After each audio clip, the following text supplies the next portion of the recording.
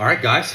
So we're gonna start this YouTube thing off with how I took a trailer that was in my business for about, I'd say, 3 years that we've paid off, made money on for those 3 years. How I took that trailer and traded it to a guy in Minnesota and got my heavy hauler. It's kind of an interesting story. So I'll take a picture of it. I had a 28 foot 14G in Big Tex in 2021. That I bought for around $9,000. Got 3 years of business use out of it. So pretty much made my money back on the trailer, and then took that trailer and traded it to a guy for my heavy haul truck. So I'll put a picture of it when I purchased the trailer. I'll put a picture of it, what the trailer looked like after 3 years of use. So you guys can kind of see that. And then I took that, loaded it on my hydraulic tilt trailer, took it up to Minnesota, traded the guy for it, and brought this truck down for nothing. So I took a trailer that I probably would have needed to do, a bunch of maintenance on. I would say around, brakes, doing your new seals for your grease seals and everything. Obviously, probably looking at a new breakaway switch. So it was all DOT legal, and took that instead of putting that money in there. In my fleet, I needed something to take bigger boats because obviously we're a boat hauling company. That we could take the bigger boats with, and kind of, reposition that money in the company, to, make more money, right? So taking a trailer that was non-CDL, I've obviously grown to a bigger size, needed bigger of equipment, and how we were able to flip that money without coming out of pocket for that, right? So, and how kind of talk about the story and everything on there, and then obviously show you the truck. So let's jump into that. All right. So let's talk about my heavy haul truck. This is my new truck.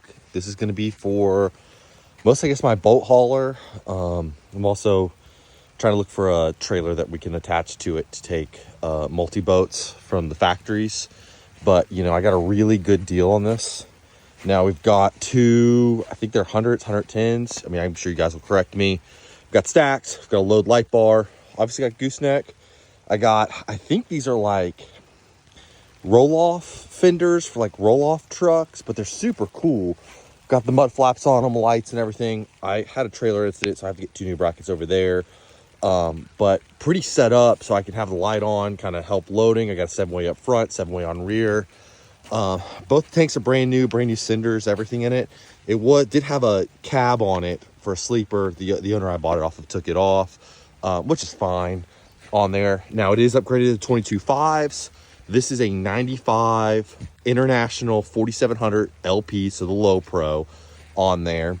But pretty much, I mean, out of the box kind of set up for me. So we'll pop the hood open here. All right, with the hood open, we can kind of talk about what motor is inside of it. So we've got a DT466. Now, it's not an E. You'll see it's a mechanical pump, which is super awesome. The guy I got it from really did some work underneath here. I've got brand new tires, front and rear.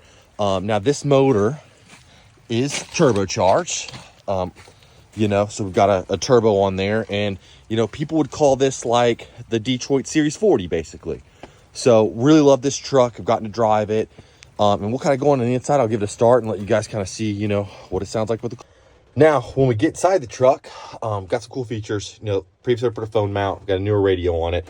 Got a whole backup system to help me out. Now with those 2 new tanks, you'll see down here I've got 2 fuel gauges. And then I've got a switch bar because I also have, flashers and amber lights and strobe lights. Everything runs off their light bar. I even think the fuel pump turns on from right there too. So super cool transmission. Really, really nice to have it. Obviously got my switches. Now the truck does have 402,000 miles on it, but everyone's gonna be like, oh man. So that's the other thing. You just heard that. It is electric over hydraulic brakes on there. So this could be used as a non-CDL truck, which is awesome. It does weigh a little bit, but we're going to see, going to fire her up here real quick. Sorry, keys on the other side. So you see, she's cold, ain't been started. Watch this, guys. Damn thing runs like a fucking champ. Power steering works.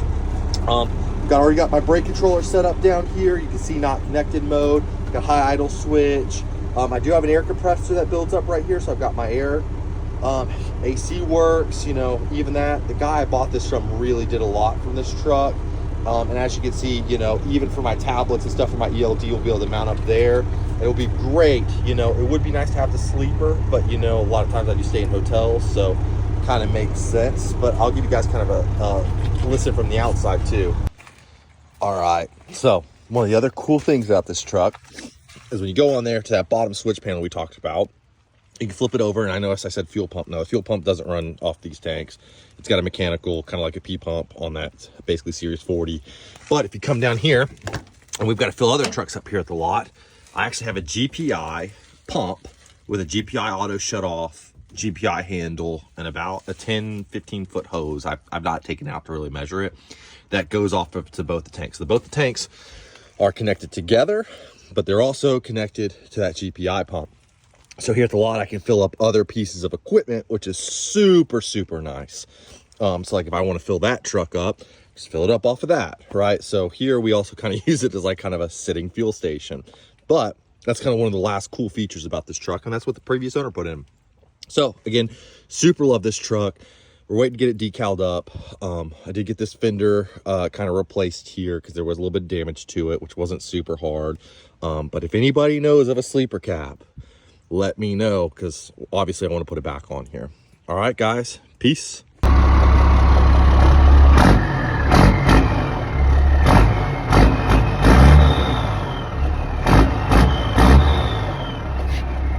it's not even smoking, so it's like running really, really well. So happy to have this in our fleet.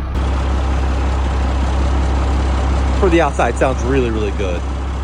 Now just kind of give everybody just like a last walk around and a last look of it. You know, this is, you know, and the other thing, guys, like the tires are brand spanking new. And I know I noticed that. And the other thing is if you'll notice here, we are 22 5s and we're 10 lug. So obviously from what I've gathered on the 95s, these should have been getting 8 lugs and 19.5s. Somewhere, somehow this is now, and correct me if I'm wrong, a 10 lug 22 5. So it makes wheels a lot more better. Now these are beauty caps. Oh, I can't speak today. So I'd love to get these to polished aluminum, maybe an Alcoa. Got some people that I've worked with on that F250. We did a kind of a flatbed swap, dually conversion on. So we'll kind of hit them up. But, you know, we'll kind of look at my fuck up here too. You know, I had a trailer that I was, you know, trying to put on the gooseneck. And when I backed in, I got super close to another one of the trailers. So I kind of nicked it. So you'll see here where I broke these kind of things. So I've got some of these on Amazon on order. I've also got to replace up here because I mean the fender's perfect. I just got to get those things replaced. And then if you'll notice, guys, I mean there's not a lick of rust. You know, some surface rust here, got some surface rust here, but I mean nothing that you guys are gonna sit here and look at and be like, holy cow, this thing's like a rust bucket, because it came from Minnesota. So that's crazy. I mean, like the spring brake hangers, you know what I'm saying? Even there. And if you'll notice, no airbags, so this is a full suspension. You know, same as like the seat too, right? Because I don't think I mentioned this earlier. It does have air as a compressor that comes out to a line in this box that you plug up to, but the seats, they are all spring loaded. So, you know, I would like to take these seats off, maybe do the old grandpa Chevrolet seats and bolt them on here, make my own brackets and bolt them on here. Same with that seat to kind of ride. So it just, you know, has a little bit more comfortable of a feel. But all in all, this is the truck. So kind of one last look at it. We're gonna do some upgrades. I want to do, you know, some new lights. You know, these side marker lights, they're very dim, so I want to get those replaced. You want to put some fog lights in here. I would really like to get a drop bumper, but damn, for these trucks, they are, you know, $1,200 for that bumper. I do want a visor. I mean, that's about $500. I would like to put some kind of different stacks, maybe with more of like a semi, you know, kind of cut out going that way. Again, I love the tanks. I don't want to touch those with it, but you know, I want to put a Bluetooth radio. You know, I like that radio in there. It's got the aux cord plug in for it, but would really like to get a Bluetooth radio in there. So we have that. You know, obviously the CB needs to go in there. Now the CB, it's got the CB mounts right here, so you know I want to get a CB in here, so I've got it as well. The antennas look nice. They're fire sticks, so it's got the tunable caps. Now we talked about those fuel tanks earlier. Let me get that key on here, and you'll see When I turn it on, as long as I have that switch turned on, I get actual level. So we're out on that right level, but I'm completely filled on my left, which is super cool. So, and then I also forgot to mention, this is how you shut the truck off. It's manual to that pump. So when you pull that, it's going to shut it off.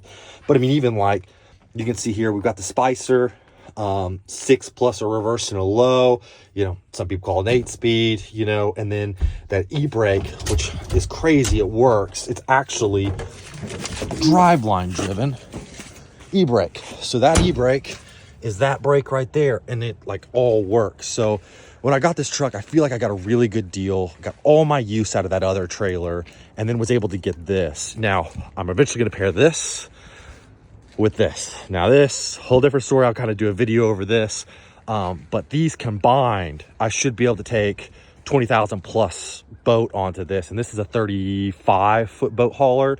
So like I said, if you guys want to know more and you know about the whole operation, how we grown, I mean, obviously comment down below and we'll go over it. But this and this will go together, and then when we get an actual multi-hauler from the factory work, we'll get that mounted to this. So if you guys have any ideas where Shipshe is, really interested in the Shipshe trailers, because we're, you know, loading them. I'm brokering out for other boats on those right now. Would like to get that tied up to this, so I can run multi boats. But all right, guys, peace.